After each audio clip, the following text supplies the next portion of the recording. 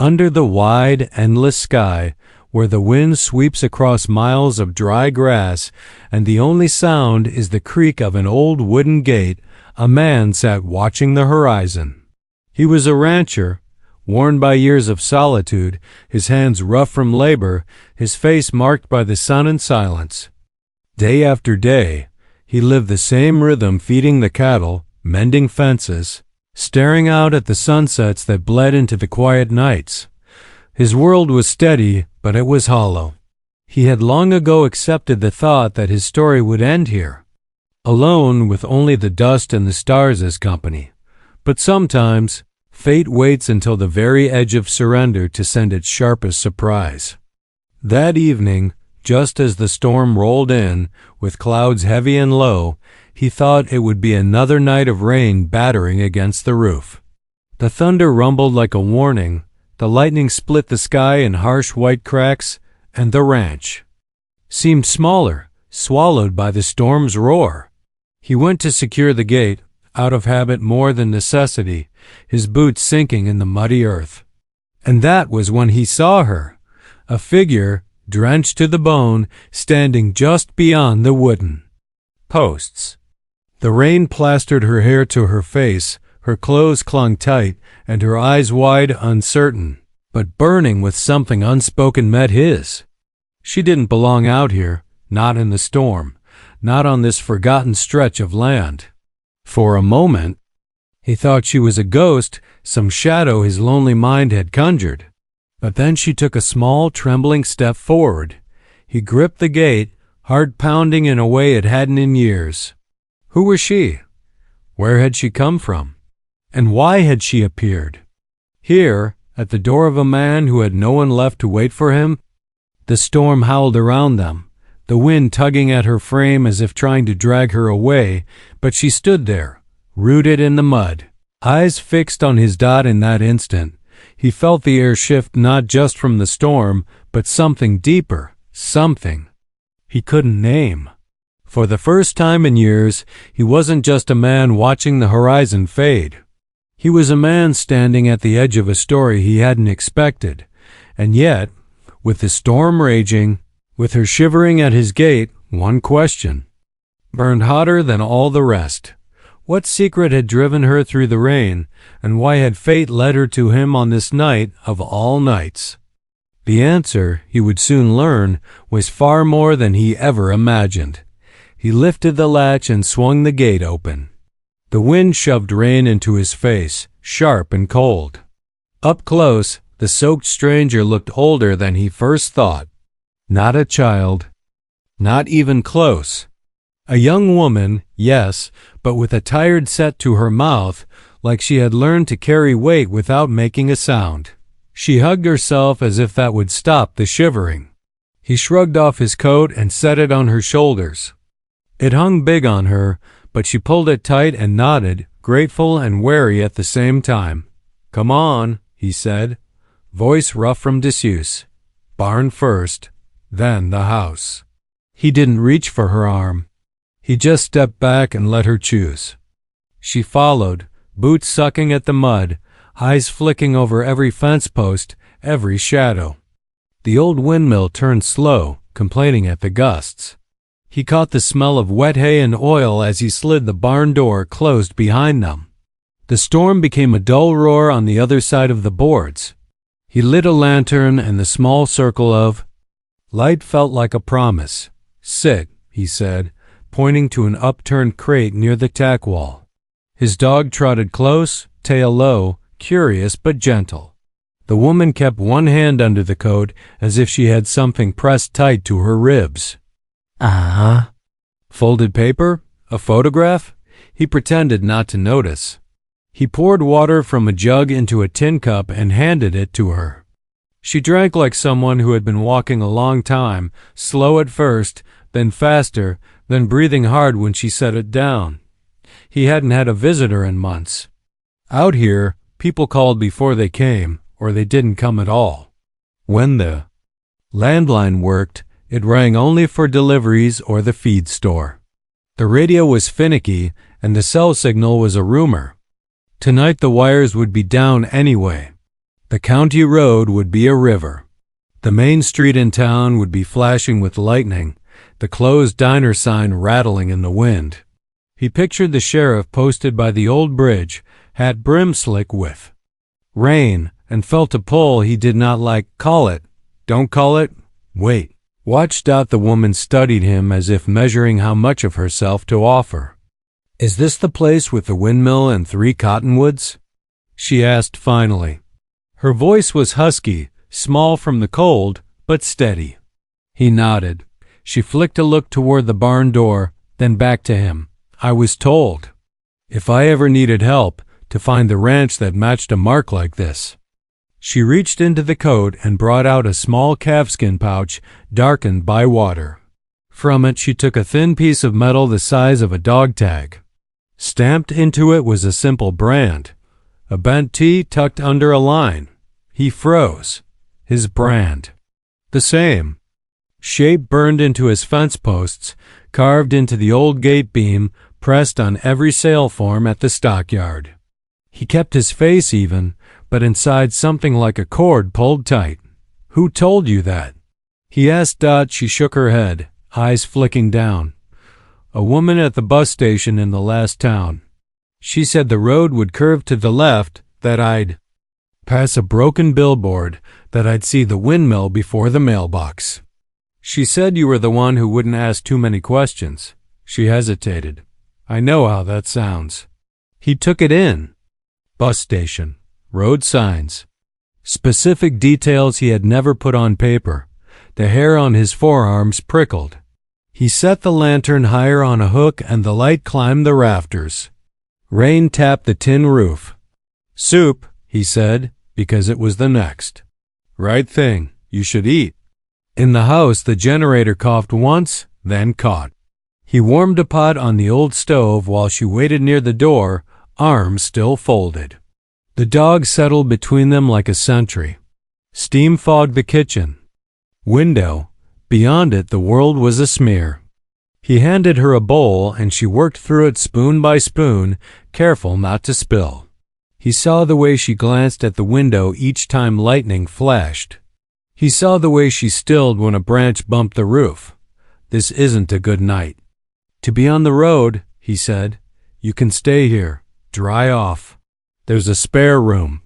He weighed the next part and let it sit on his tongue before he released it. In the morning, we'll figure out who to call. She shook her head hard, the kind of no that came from the spine. Morning is too late.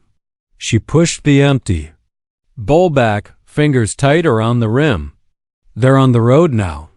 They will follow the creek bed, then the fence line, then the track to the gate. They won't miss it. How do you know? He asked. I know how they search. She sighed. She looked at her hands. And I know how long they take. A set of headlights washed over the front wall just then, white beams sliding across the framed photos and the stacked feed bills. He killed the lamp without thinking. They stood in the soft hum of the generator, not daring a sound. The lights faded past.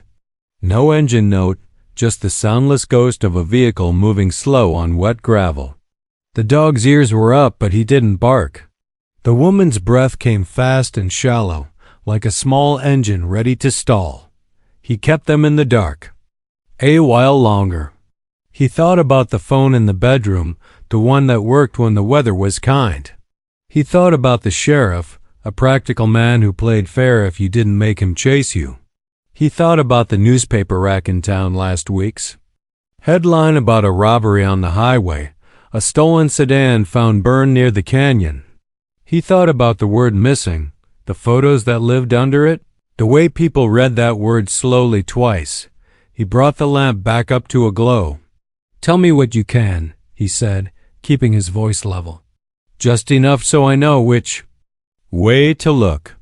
She pulled the coat tighter and nodded to herself as if choosing the shortest, safest version. I was on a bus 2 towns back. There was an argument in the aisle. A man with a scar on his cheek and a dark jacket. He kept looking at the back rows. He wanted something from a woman he called aunt, but she wasn't his.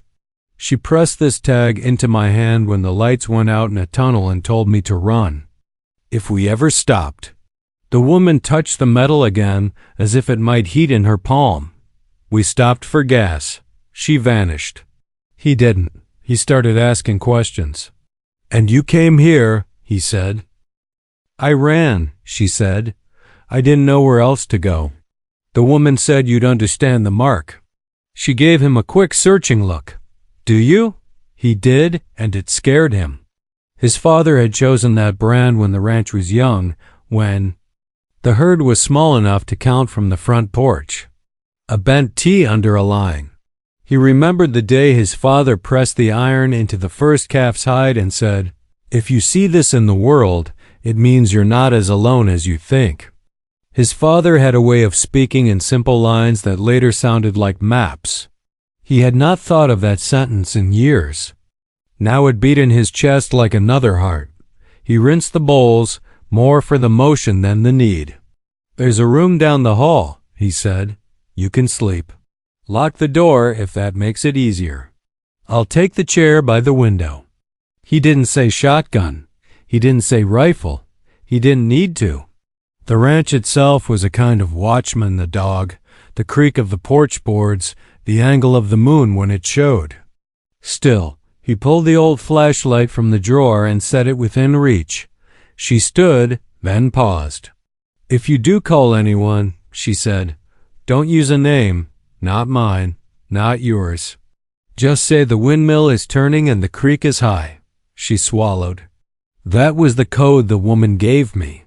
He almost laughed, not with humor, but with the shock of how far this had stepped beyond his ordinary world. A code on a storm night, a stranger at the gate, a brand that linked two lives that should not touch. He nodded, because there was nothing else to do. The spare room was clean and unremarkable. A quilt folded at the foot of the bed. A square window that looked toward the barn. She stood there, hand still inside his coat, and looked around like someone searching a map for a landmark. "Thank you," she said, not soft, just honest. She closed the door and he heard the latch settle. He took the chair by the window and listened. The ranch spoke in sounds he knew. The ping of rain off the stovepipe, the lowing of a restless cow, the wind pressing its shoulder against the siding. He watched the driveway until the dark pressed back. He thought about the family. He had lost over a long handful of years, not all at once, just one by one, until the house was an echo. He thought about the choices that narrow a life without meaning to. He thought about the brand, the promise inside it, the way a mark can carry across time. Close to midnight, the radio crackled on the counter. He almost didn't get up certain it would be weather. But a voice cut through the static with a county bulletin. There had been an incident on the highway. A bus had pulled into a station with one passenger gone and another in distress. Authorities were looking for a late model. Truck seen near the creek bridge. He didn't like the shape of that sentence or the way the voice left space around it. He turned the volume down to a whisper and sat again. He studied the truck keys on the table. The road would be worse by dawn. The bridge might be out. The sheriff might already be circling. He would have to choose which part of the story to meet first, the law, the threat, or the hidden past that had just knocked on his door with muddy boots and a metal tag. The dog raised his head and growled, low and sure. Not at thunder this time, at something closer. He stood and eased the lamp wick lower until the light barely breathed. He moved to the side of the window and peered through the thin gap in the curtain. Out by the gate, beyond the wash of the driveway, a pair of lights. Had cut. Not moving, not passing by. Parked. The shape of a vehicle stood black against the darker night. He couldn't make out the make or plate, but he didn't need to. He could feel the attention in the dark, watching, measuring, counting fence posts. The same way she had. A soft floorboard creaked behind him. He turned. The bedroom door down the hall had opened a finger's width. She stood in the crack of that door, pale in the weak light, hair still damp at the ends. Without a word she pointed. To her ear, then up, then moved her hand in a small circle. He understood. Footsteps on the porch. Slow. Testing. The kind a person makes when they already believe the house is empty. He set the lamp out, and the room fell into the dark kind of quiet that makes every breath feel loud. The dog slipped to his side, muscles taut. The storm had eased, and the new silence let smaller sounds rise. The whisper of a palm on wet wood. The shift of a boot on the mat. The faint metal clink of a chain brushed by a sleeve. The doorknob on the porch turned a fraction, stopped, then turned the other way. He glanced. Toward the hallway, toward the room where the stranger waited with a coat that wasn't hers and a brand that had somehow tied his life to hers. He listened as the knob tested the lock again, slow and patient, as if whoever stood there had all the time in the world, and a map of the house in his pocket. He did not breathe. He did not move. He waited for the next sound and what it would tell him about who had found them. The knob rattled once more, harder this time, then stilled. The silence that followed was heavier than the storm had been. He could almost hear the breath of the person on the other side of the door, the weight of their pause, the patience of someone used to waiting things out. The rancher kept his hand close to the drawer where the old revolver rested, though he had not fired it in years. The woman in the hallway shifted one bare foot back, her eyes never leaving him. She didn't panic, but her body was taut, like a bow strung tight. She knew. This dance may be better than he did. The footsteps retreated from the porch, slow and deliberate. He leaned just enough to see through the crack in the curtain. The vehicle was still there, lights off, but now the shadow of a man stood near the gate. He was tall, shoulders hunched against the cold, but his stance spoke of intent. Not a lost traveler, not a neighbor checking in. He wasn't going anywhere until he got what he came for. Inside the house, the air felt charged. The rancher thought about calling the sheriff again, but the woman's earlier warning echoed no names, only codes. If she was right, and there were people on both sides of this, then the wrong word could draw more danger than help. He had lived long enough to trust the weight of silence. She slipped closer, whispering low, her words almost swallowed by the walls. He's not alone. He never works alone. She pressed her hand flat against the wood of the hallway, as if bracing herself. If he's here, then there are more in the fields, watching the lights, waiting for a signal. The rancher knew his land better than anyone. The low creek bed, the north fence where coyotes slipped through, the old windbreak where shadows could hide for hours. The idea of strangers moving through those spaces filled him with a strange anger. This was his soil, his father's brand, his life carved out with sweat. Yet tonight, it wasn't just his anymore. The stranger had brought her past to his doorstep, and with it, a storm of another kind. The dog growled again, steady and controlled. Not the wild bark of alarm, but the sound of a creature that smelled the wrong kind of human. The rancher knelt and placed a hand on the dog's back, grounding himself as much as the animal. "I need to know what they want," he whispered. "Money? Information? Or is it you?" Her silence was answer enough. He studied her face in the dim light, saw the shadow of fear mixed with defiance. She wasn't someone who had run without cause. She was someone carrying something that others would chase through storms, across counties, maybe across borders. Outside, the tall man by the gate lit a cigarette. The ember glowed red against the dark, a signal to whoever was watching the fields. The rancher's gut tightened. This wasn't random. They had tracked her here, just as she feared. He thought of driving out, cutting through the back trail with his truck, but the mud would swallow the tires. And if they had more men scattered, the creek road would be worse. He thought of waiting until dawn, but dawn only brought visibility, and visibility would strip away the cover of night. The woman stepped closer, her voice barely audible. "They'll test you first. They'll wait to see if you give me up. If you do, they'll leave quiet. If you don't, they'll push harder." She looked down at the metal tag again, fingers brushing its worn surface. "That's why she gave me this. Not just to find you, but to see what you do when the choice came." The rancher felt the weight of that choice settle heavy on his shoulders. All his life he had kept to himself, worked his land, asked nothing from anyone. Now fate had dragged him into someone else's war, and he had to decide if he would stand. As he always had alone, or let the mark of his father's brand bind him to something larger. Through the thin window glass, he saw movement at the edge of the cottonwoods. Another figure, crouched low, watching. The cigarette ember flicked once, and the shadow shifted closer. His jaw tightened. They were closing in. For a moment, he thought about his past, the long nights where he had told himself solitude was safer, the quiet grief of a man who had outlived his family, the ache of wanting but never reaching.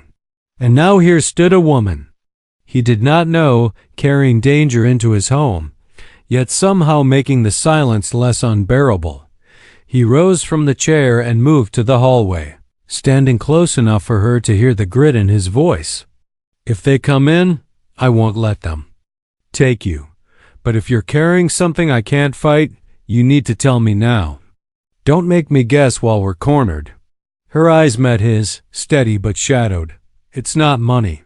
It's not even me they want. Not really. It's what she gave me before she disappeared." She tapped the pouch again, the one she kept, pressed close under his coat. "I don't even know what's inside, but I know it's enough to make them hunt me across counties. And if they think you've seen it too?" She stopped, biting back the thought. The dog stiffened, head snapping. Toward the door. A board creaked outside, heavy with a new weight. The knob turned again, harder this time, shaking against the lock. The rancher reached into the drawer and wrapped his fingers around the revolver. The cold metal steadied him. The woman stepped back, her face pale in the dim glow. Outside, the cigarette ember vanished, crushed under a boot. The men had made their choice. The knob rattled once more, and then a fist struck the wood, slow and measured, as if knocking was just a formality before the storm truly began. The knock was too calm to be friendly, too steady to be harmless. Each slow pound against the wood echoed through the small house like a drumbeat, measured and certain. The rancher held his breath, revolver heavy in his grip. The woman pressed her back against the hallway wall, eyes fixed on the door as though she could already see through it.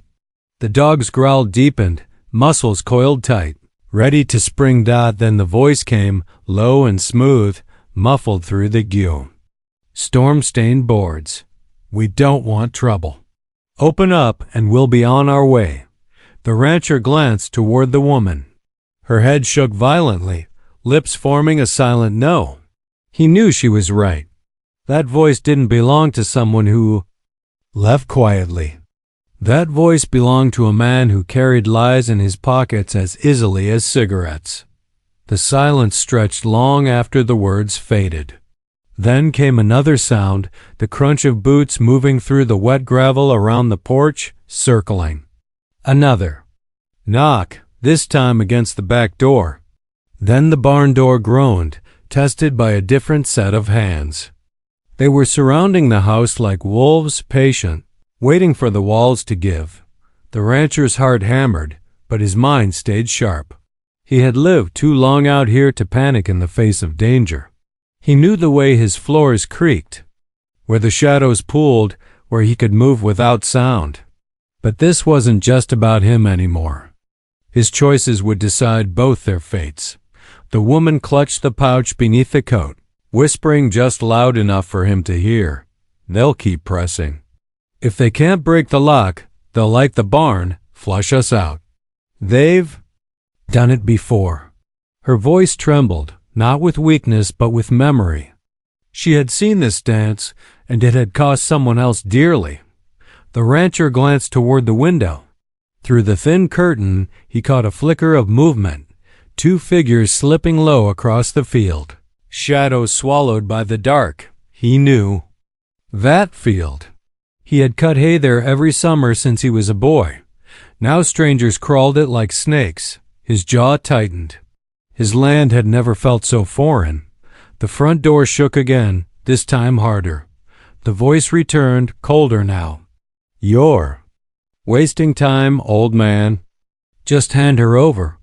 You don't know what you're caught up in." The rancher didn't answer. He shifted the revolver in his grip, steadying his aim on the door.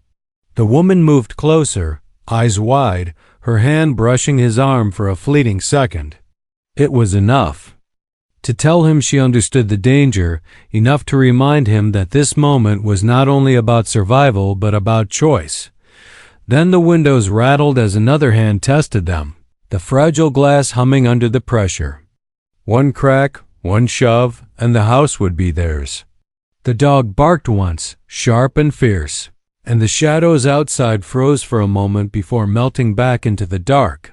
The storm outside had quieted, but the silence inside the ranch felt deafening. Every sound, the drip of water from her hair onto the floor, the faint tick of the cooling stove, seemed to magnify. The weight of waiting pressed down on them like a second roof. The rancher's thoughts flickered like lightning. Should he fire a warning shot, make them think twice? Or would that only draw more of them, more fire, more fury? Should he try the radio, speak the code she had given, risk being heard by ears not meant to hear? Every option felt like a door. That led deeper into danger. And then, cutting through the night, came a shrill whistle. It was long, piercing, carrying across the fields. A signal. Immediately the shadows outside stirred, responding like hounds to a master's call. Gravel crunched under boots more than before, the circle tightening. The woman whispered, "They've decided. They're coming in." As if on cue, the back window shattered, shards of glass spilling like ice onto the floor. The dog lunged toward the sound, teeth bared, as the rancher spun, revolver raised. The storm outside might have eased, but the storm inside had just broken loose, and in that suspended heartbeat before the first figure crossed the threshold, the rancher knew the night was about to change everything: him, her, the land, the silence he had clung to for so long. The glass hit the floor in a scatter of shards, and a figure climbed through the broken frame, shoulders hunched and face hidden in the dark. The dog leapt first, teeth snapping, forcing the intruder back against the wall. The rancher raised the revolver, the weight of it anchoring his shaking hand. A warning shot cracked through the air, loud and sharp, ringing in the small kitchen like thunder. The figure froze, caught between the growling dog and the steady aim of a man who had spent his whole life protecting what was his. The voice outside barked orders, calling the others closer.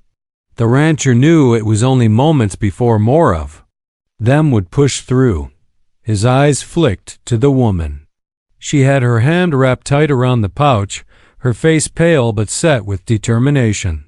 She wasn't running anymore. Whatever was inside that small piece of leather, it was the reason they were here, and it was the reason he couldn't let go. "Back out the way you came," the rancher said, his voice low but steady. "This house isn't yours."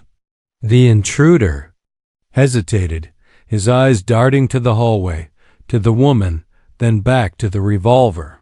Another sharp bark from the dog broke the standoff, and the man scrambled backward through the window, landing hard in the mud outside, but there was no pause. More boots pounded against the porch. The front door rattled so hard it threatened to splinter. The rancher knew he couldn't hold them all off. His mind turned to the radio, to the strange words she had given him. He grabbed it from the counter, twisted the dial until static filled the room, and then spoke low and firm into the mic. "The windmill is turning. The creek is high." For a moment there was nothing, only the hiss of dead air.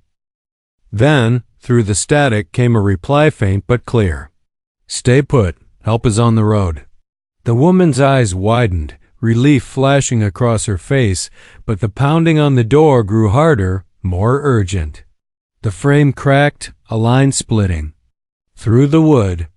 The rancher braced himself, revolver raised, every muscle tight with the knowledge that this was the last wall between them and danger. The headlights appeared in the distance, first 2, then 4, cutting across the dark fields.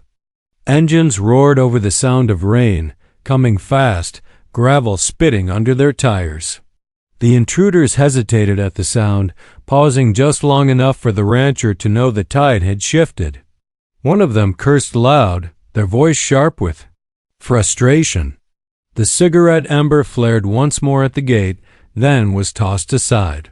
The woman held her breath as the sheriff's truck skidded into the drive, followed by another vehicle marked with county lights. Doors slammed, voices shouted, and the sharp click of rifles being chambered echoed across the yard. The men outside scattered, breaking for the fields, but beams of light swept wide, catching them in the open. Orders rang out, hands up, down on the ground, and the night filled with the sound of boots and shouts. The front door gave one last groan, but it never fell. Instead, silence returned, broken only by the scrape of the sheriff's boots on the porch. A firm knock followed. "It's clear. Open up." The rancher lowered the revolver at last, his hand stiff from holding it so tight. He opened the door to find the sheriff standing there, rain dripping from his hat brim, his eyes sharp but steady. Behind him, deputies moved through the yard, gathering the men who had stalked the house. The sheriff gave a short nod. "One that?" Carried both thanks and questions. Inside, the woman sank into a chair, the pouch still clutched to her chest. Her shoulders trembled, but not from cold anymore. The rancher poured her another cup of water and set it on the table, then finally lowered himself into the chair across from her. The dog curled at his feet, tired but watchful. The sheriff stepped inside, tipping his hat back. "You've had quite a night," he said. His eyes moved to the woman. "And I reckon you've got more story than either of us knows yet." She looked down at the pouch, then slowly unwrapped the leather, revealing a folded packet of papers sealed in plastic. She pushed it across the table. "This is what they wanted. I don't know what's in it, only that it was meant to be safe." The sheriff picked it up, studied the markings on the outside, then tucked it into his jacket. "We've been chasing pieces of this puzzle for a while now. Looks like it landed right at your gate." He gave the rancher a knowing look. "You held it together. You saved her life tonight." The rancher didn't answer, just nodded. His chest felt heavy with the weight of everything that had happened, but also lighter, as if some long silence had finally broken. By dawn, the yard was quiet again. The deputies had taken the men away. The sirens had faded down the county road, and the storm had passed. The sun rose pale over the wet fields, catching on the windmill blades as they turned slow in the morning breeze. The woman stood by the porch, the borrowed coat still draped around her shoulders. She looked out at the land, the way the light spread across it, and for the first time since she arrived, her shoulders eased. She turned back to him. "I don't know where I go from here, but I know I wouldn't have made it through the night without you." The rancher met her gaze. For years he had believed his story ended with solitude, with empty rooms and quiet sunsets. But as he stood there, watching her, he realized something had shifted. The house didn't feel as hollow. The silence didn't feel so final. "You'll figure it out," he said simply, "and you're not alone in it, not anymore." She smiled faintly, tired but genuine, and the moment hung between them like a promise. When she finally left with the sheriff, the rancher stayed on the porch, watching until the dust of the road settled and the world was still again. The land stretched wide and endless as it always had, but it felt different now. The memory of her knocking at his gate, soaked and trembling, would linger like a spark in the quiet. That night, as he sat once more by the window with the dog at his side, he realized the storm had given him more than trouble. It had given him a reminder that even the loneliest life can be interrupted by fate. And sometimes, the people who arrive uninvited are the ones who change the story you thought was already written. The windmill turned slow in the dusk, steady and sure, and the rancher felt, for the first time in years, that his story wasn't over after all.